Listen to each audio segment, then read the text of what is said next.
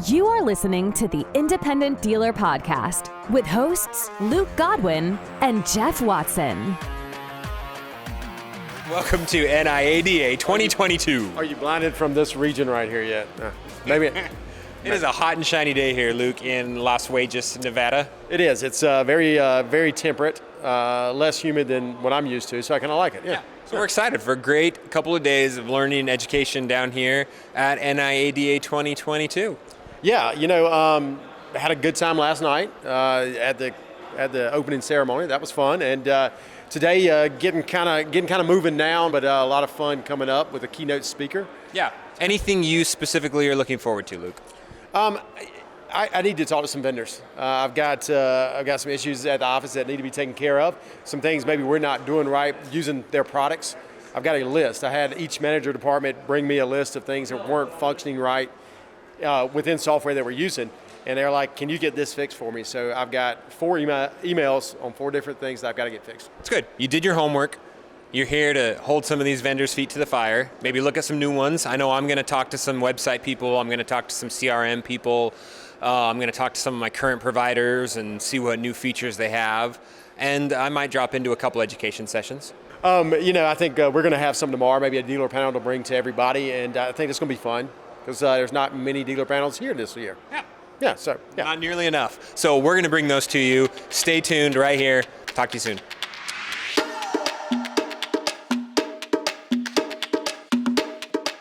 Hey guys, here we are, Convention Expo Hall 2022. Expo just opened, which is awesome. Always the best stuff is found here, right, Jeff? The best. Well, the only stuff is found here. There's nowhere else to find it. Well, there's knowledge other places, man. There is knowledge. Here is stuff.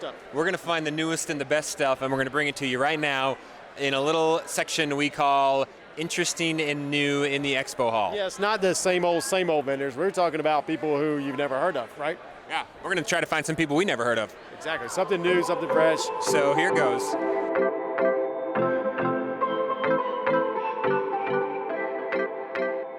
Hey guys, here we are. First booth we came across is Heartland, and we tackled Bernie, Kalen. Give us your 60-second elevator pitch. What do you do? How are you going to help independent dealers? Perfect. So we process payroll for independents. We have one source, payroll source. They can get online. They can do all the payroll stuff anywhere they want, and all of it's the same. So they can change prices, any type of numbers they need to. The payroll, the card processing is the thing that I do the most. Okay. We do payroll. Card processing, we're introducing surcharge. So when somebody comes into a service place and they spend $1,000 on it, right? We can charge 3.5%, pays their bill. So it takes care of the expense on the service charge, which is the big thing. So people are doing it all over the United States, and I just told the guys a second ago, the big thing about it right now is we're all used to paying fees for DoorDash and Uber and everything else. We're all used to fees. If you're ever going to switch from not having a customer pay, credit card processing, to it's now. Well, that's a big deal. I went to that a couple years ago, Jeff, having a surcharge on payments, and it saved us $40,000 a year. And in the service department, I'm probably losing, quick math real quick, $6,000 to $8,000 a year in service charges. So that's awesome if you could do it there. That would help things out. That's awesome. And people are saving more than that. Especially with Jenna we just talked to has three dealerships. How many did you have? Just one. Just one? Okay, 24, right? Yeah, the number's exponential. But it's acceptable. Yeah. It wasn't before. And how long ago did you do this? We made the switch in the middle of COVID, so in 2020. So. And it's saved us a lot of money. That was definitely the time to do it. Yeah. And everybody's spending money then, right? Yeah, I think that's one thing that dealers don't think about sometimes is whenever our customers are paying payments to Verizon or whatever, anybody, they're paying a surcharge, so why aren't they paying us surcharges? And it's a good way to get involved. Thanks, Bernie. Yes, sir. Thank you. Appreciate you stopping by, man.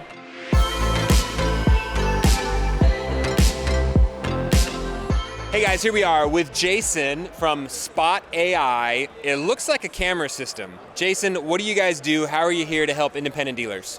Thank you, Jeff. So SpotAI, we're an IP camera agnostic platform where we unify your cameras all on one dashboard. Makes it easy to search, share, and scrub through footage. And if you have multiple dealerships, our system will load balance your systems all onto one dashboard. So no more worrying about, hey, does my NVR work? What happens if one has too much memory, one has little? You don't have to worry about anything like that. I'm so confused. So That was a lot of big words for Luke. Yeah, because I know nothing about cameras. So I know we have cameras, but yours brings the cameras I currently have into one platform, so I can look at them all the time. I mean, okay.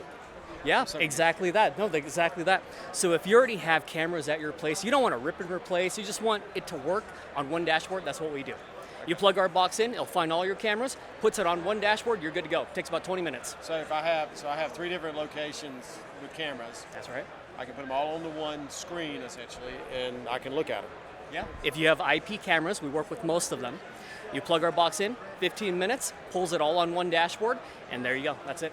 So What if I have like the hardwired Cat 5 type, like a... Those don't work. They got to be IP cameras? So we work with most IP cameras, but if you have what you're talking about, coaxial cameras, we do work with them, but we don't recommend because it's technology from the 90s. You'll see it, Definitely but it the looks 90s. like looking through a potato, if you will. Yeah. And I got like a horrible NVR in my dealership. You guys get rid of that? It goes cloud-based or what? So we provide a on-prem solution that's hybrid cloud. Basically what that means is I send you a box, you plug it in 3 plugs, internet, power, camera network, searches for all the cameras, puts it on one dashboard. All of it's stored 30 days, 24/7, on-prem. Anything you share or save stays in the cloud permanently. Does it have a mobile app? Can I watch my cameras while I sit at home? Yeah. He's I got it right here. I don't want to see your cameras. I don't want to know what's on there. But as long as it's mobile-based and I can keep an eye on people while I'm gone. Well, I mean, that sounds pretty handy because I'm always switching back and forth from this camera to that one if I'm looking for something. Yeah. Very interesting. Yeah. Thank you, Okay. Jason. Yeah. Jason, thank you. Gentlemen, thank you. Thanks for stopping by.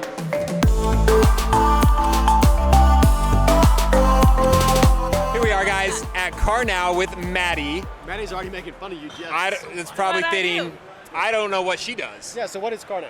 We can add live chat Okay. to your guys' website. We have different call to actions such as valuing your trade, getting your pre-qual, and then we have digital retailing, which who doesn't want to understand what their finance or lease payments are? So in other words, it's a widget on a It's a website widget in my website. that does all these things that can quote people like, I know you want a whole website to do it, but it sounds like this is a good way to Absolutely. help. Yeah. Okay, a step in the direction. In the direction of what you want, Jeff. Your digital retailing piece, does it talk to my DMS? How does it know what cars I have and what that customer can... A lot of times, depending on the DMS, we can push that deal over into the DMS, depending on which one. And so, it's running a deal essentially virtually behind the screen to tell the customer how much the down payment is and all this stuff. Yes, and dealerships have full control over what their markups are and what they want to show the customer. So depending on the processes that the dealership already has in place, we can add those to the digital retailing process. If you guys don't want to show the pre-approval information, we can hide that. So the customer could submit the app, and then you could get the customer right there. Yep. And then go from there and tell them if they're approved or not if we wanted them to. They can get a pre-approval within 30 seconds through 700 credit. It's very interesting. Yeah. 700 so credit. It's a guided conversation. So customers want instant answers. Do I We have to can do that. control this chat, or does AI control this chat? It's a guided conversation, so it's more AI driven. Okay. But a lot of the times, I mean, we have real life conversations going, but then we also have AI depending on what the customer's wanting And the time of day. and the time of day. So if somebody's on at 3 a.m, they can get that pre-approval right there. They can get a value on their trade right there. Okay. So all very useful information for people at 3 a.m. Car Now, I like it. Yeah. And if people want to learn more, they go to... Carnow.com. Holy crap, they own that Do you domain, do you carnow.com. Thanks, Maddie. You're welcome.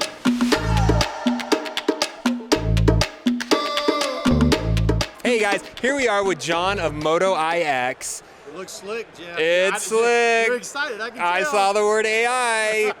John, what do you guys do? How are you here to help independent dealers? So we actually launched the first and only artificial intelligence powered solution in any vertical that has an engine. So it doesn't matter if it's power sports, auto, franchise.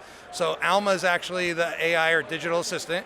She does the work of about 5 people in the store. She works 24/7, 365. I like she that. does all your follow-ups. Imagine if you have a customer that you drop because they have bad credit. You know your salesperson's not following up with it, but Alma will.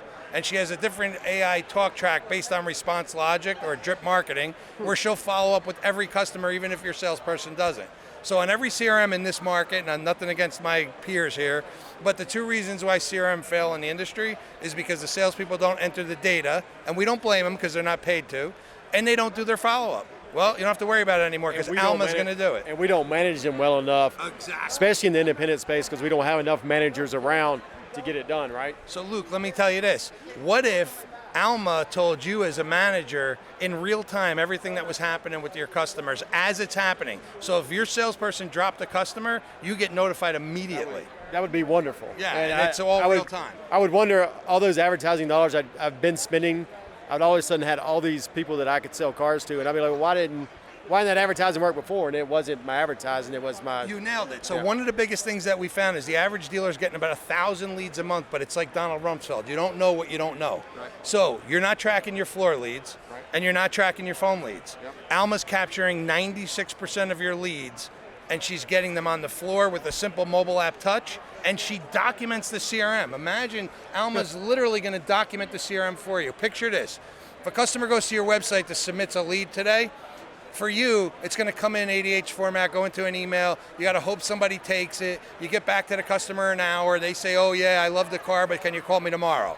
Then they got to manually enter the information, manually enter the vehicle information, put a 1, 3, 5 day follow-up, and then we got to hold our breath and hope that they call tomorrow. And they won't, because they're going to have all new leads tomorrow. Probably. With us, Alma, first time in history, captures the data, documents the CRM for the salesperson, finds the first available salesperson in your store, and rings their phone live. And when your salesperson accepts that lead, it gets the customer on the phone while they're still on the website at their second highest level of excitement prior to the purchase.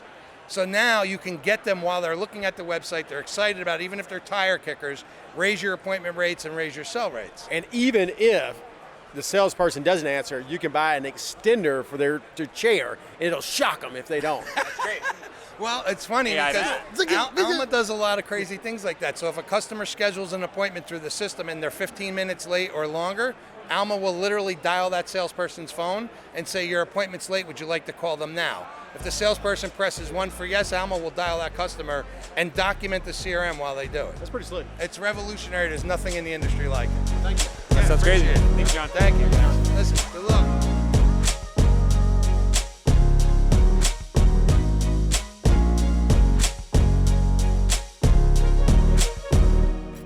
Hey guys, sorry to interrupt the podcast, but we need to tell you about Buckeye Dealership Consulting. We do, and we're here at the convention at Buckeye's setup, right? This is the first time we've ever done an ad for them in their booth, but you guys know Buckeye Dealership Consulting. They have reinsurance, they have consulting groups, they have performance groups, they do it all. Training, reinsurance, everything inside the reinsurance, CPI, VSI, warranty, or service contracts, warranties, everything that is anything when it comes to F&I can be done through your reinsurance company and should be done through your reinsurance company. And Buckeye is the right place to do it. Yep. They got a ton of products. They support the industry. They support the independent dealer. Call the guys at Buckeye. Get your reinsurance and your consulting going. Yep. Welcome to day 2, Jeff. It's been fun. Or maybe it's day 3. I don't know. It's been real. It's been real. A lot of good expo stuff yesterday. Yeah. Right? The expo hall was packed, front to back, left to right. Hopefully you guys got a lot of good information from some of the new vendors we brought you. What was your takeaway from that? What was one of your favorite vendors you saw yesterday? One of my favorite vendors is probably some of the new technology. I'm interested in making sure my website is front to back usable.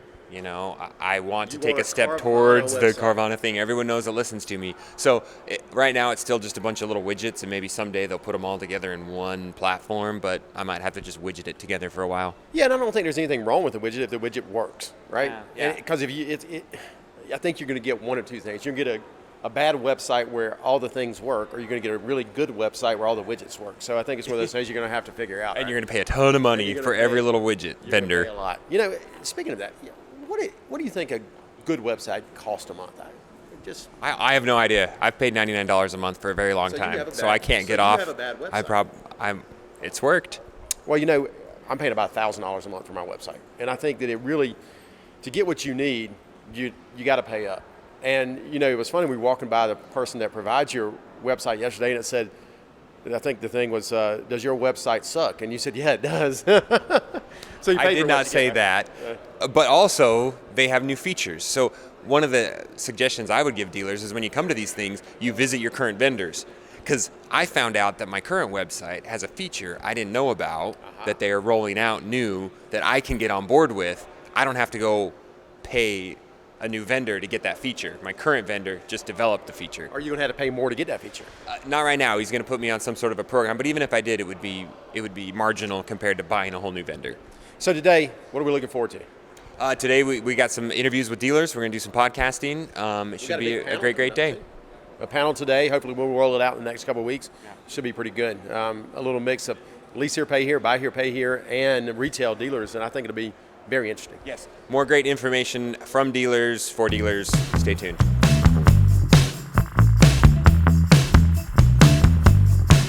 Hey guys, here we are with Ben Carter from Turn and Burn Motors. Ben, how's the convention been for you this week? What are some of the big takeaways you're getting? It's been great. The convention's wonderful. You know, one of the big takeaways is focusing on recon, which is something we're doubling down on right now with a new facility. So that's been very helpful. Just looking to jump back in here in a few days. But yeah. So we all have a problem with recon, right? We all have a problem with recon. Is that your limiting factor in selling cars, you think? I believe so. Recon and detail, which go hand in hand, are definitely our limiting factors. And so I've been to your store in Conyers, right outside of Atlanta, the east side of Atlanta, and it's a big facility already, but it wasn't enough to handle your volume. And so you and Jack went and bought a new facility and put in a bunch of new lifts. Can you talk about what spurred that and why you think that's going to lead to more recon capacity? Yeah, so we have a 11 lift facility now. The new facility is 8,000 square foot. We're going to be putting in 8 new lifts there. But recon is always the holdup, right? It's the slowest spot. You got to have trained technicians that know what to look for. You can't have too many people looking at one car because everybody's got a different opinion. So we just feel like by moving recon off-site, we can up our service at our current facility, and that we will be able to manage recon a lot better with the separation. Yeah, it makes a lot of sense. I think some of the smartest dealers are making a bigger commitment into their recon operations. Cars aren't getting any easier to fix, so you don't have one mechanic that can get 2 or 3 done a day. It's like one mechanic takes an entire car, and it's not changing. I mean, we keep thinking it's going to change, but it's not going to change. It's just going to get worse. It just gets worse with the technology in cars. Gets worse with the technology and the volume that you need. So it's a double whammy. It's plus parts delays. Plus parts delay. You know, one thing you said though, which I find very interesting, and when we were talking last week to Gary, right? So Gary, he was talking about one of the big reasons people or buy here, pay here stores could go under is because of lack of service after the sale. And you brought up moving that recon away from your dealership allows you to do more service in-house. Can you talk about how that really ties into collecting properly and running a buy here, pay here store? Yeah, absolutely. If you got a car that's not going to hold the note, or you're not committed to fixing that car throughout that term, they're not going to pay you. Especially if you offer warranty or service contract, you really need a good mechanism to get your customer back, timely manner, get that car fixed, keep your customer happy. So we're part of moving to the new facility is doubling down on the current facility for service. That is so interesting because we were talking last week also about having the service away from your facility, but I think if you have it at your facility for their customers, you can get them to pay, and you can make sure their car gets ready faster. One last thing, Ben. With a new recon facility, you need 4 new techs. How in the world are you going to hire those new techs? Oh my, it's been very difficult. So big Facebook marketing, advertising as far as looking for techs, word of mouth through the current techs that we have, referral programs telling our techs if they can find us somebody, we'll pay them $500 after 90 days, make sure it works out. I'll tell you what, photos, a spacious recon facility, new floors, new lifts, that should attract some folks. Are you putting air conditioning in the new building? We are not putting air conditioning. Don't tell them. Yeah, we have a good ventilation system, several fans, exhaust fans. It's not going to be too bad. It is insulated. So. I put AC in my recon facility this year. It was a $12,000 commitment. And I don't know that it's making a huge difference, but I can tell you this, when I walk in from the outside in there, it's a big difference. A happy tech is a more productive tech. Yeah, and so. What are we paying techs right now? Because that's Atlanta's a big market, and I think it's similar to South Carolina. What are you having to pay to get a good tech? Right, I believe a C tech is going to be around $25 an hour, and an A tech's up to $40. I think you're dead on it. Cool. All right, anything else? And you can't pay them too little. That's the problem. You get what you pay for. That's for sure. Yeah, then they're gone. So, just circling back a little bit to instead of moving service off-site and doing it the other way, we chose this approach because, one, you get your customers looking at the cars on the front line. You get opportunities for trade-ins. You get opportunities to sell them new cars. So I didn't want to push service away. I want to keep service close. Yeah, you did say that, yeah. Well, cool. Thanks, man. I appreciate it. Thanks, Ben. Yeah. Have a good rest of the week. Appreciate you. Hey, guys, sorry to interrupt the podcast again, but you guys know Pastime. Great sponsor of the podcast and a great asset for buy here, pay here, and retail dealers. For sure. Protect your assets. That's all it's about. Cover your assets. It's a great game. Assets. And Pastime does it best, in my opinion. So if you're a retail dealer and you've got cars all over town, you got people test driving cars, stick a wireless device in there. They don't know that. And if they decide to leave, you know where it is, right? If you get your stuff stolen, for us in our buy here, pay here, we use wireless because it's just easy.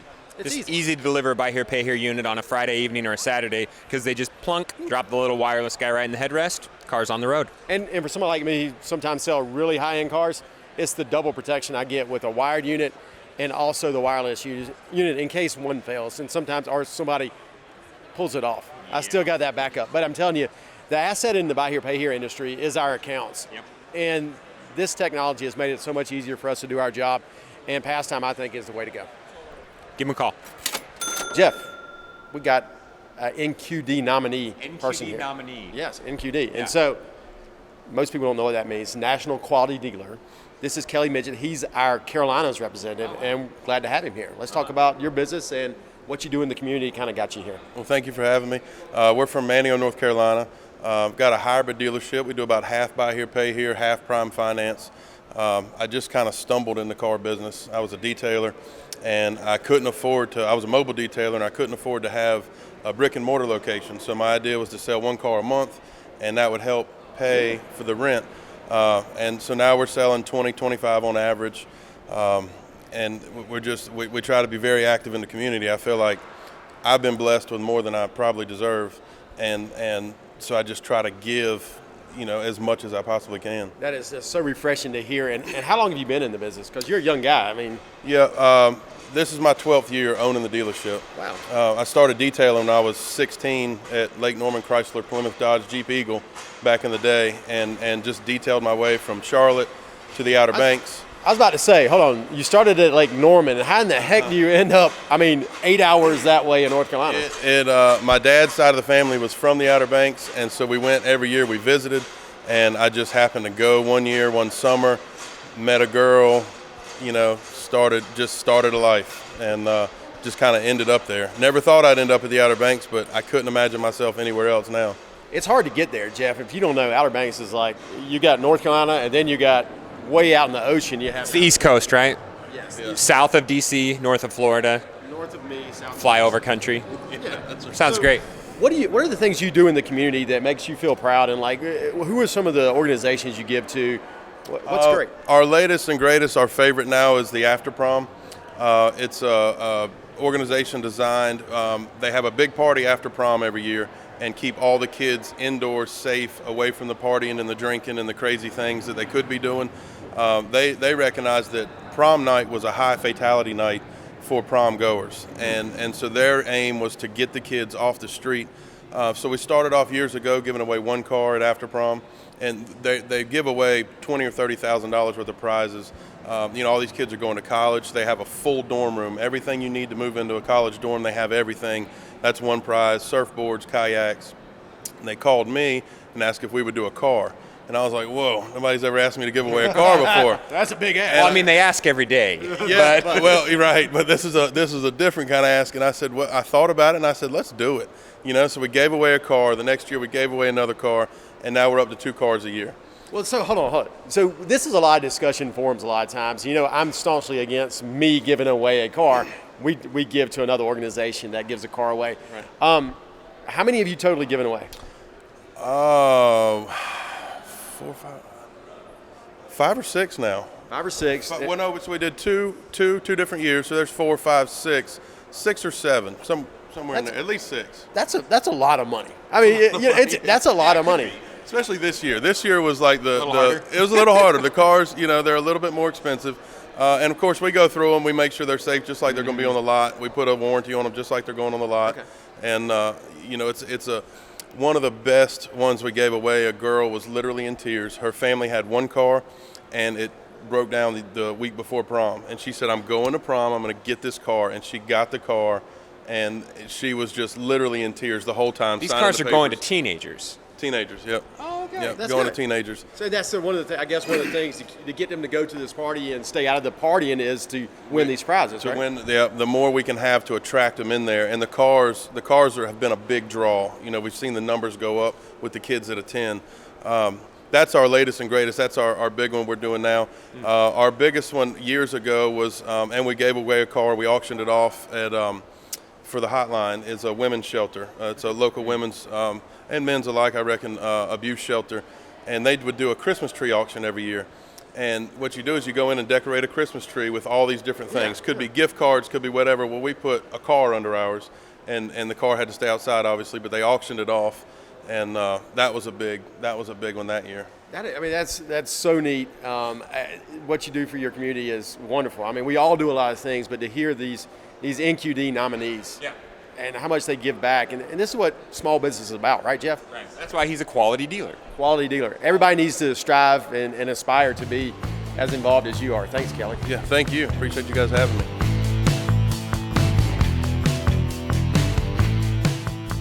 We are here with Josh from My Value Car Rentals in Venice, Florida. Josh, do you do daily rentals? Yes. Do you do weekly rentals? Yes. That's how I started. Oh, I love this. So you know my thought process on rentals. I was in the rental car business, and what a freaking nightmare. You feel that way? No. Gosh, I just did it wrong, I guess. I know. This sounds like we could. We don't have enough time to ask you all the questions I want to ask you. But what I do want to ask you is, so far convention, what have you learned?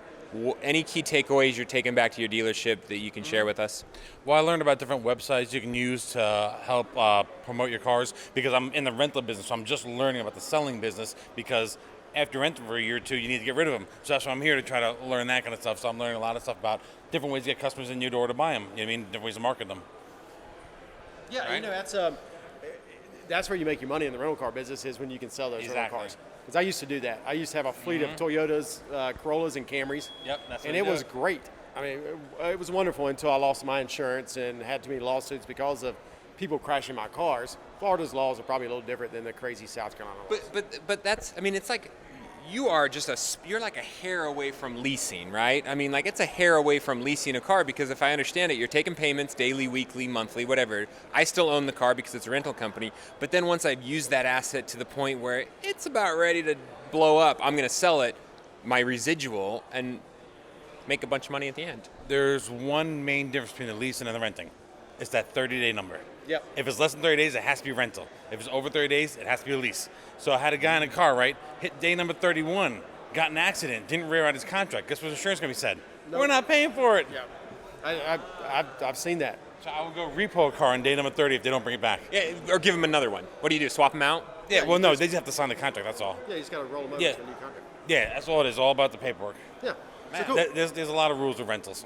Well, But Josh, it's easy. we're going to need to check back to you when you really start selling those rentals that you've been doing, Yep. and see how it goes. Well, it's very profitable, the ones I sold, though, because of the depreciation, 2% a Oh, month. yeah. Oh, yeah. You mean? So then I got a car. It's like, oh, I got it for $8,000. Oh, it's worth $14,000. Yep. How can you lose? I don't think you can. No, I see I'm on this. board. Yes, good. I'm renting everything. Well, thank you.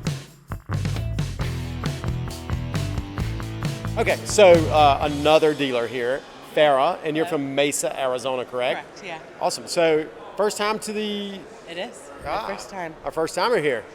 So what brought you to the convention?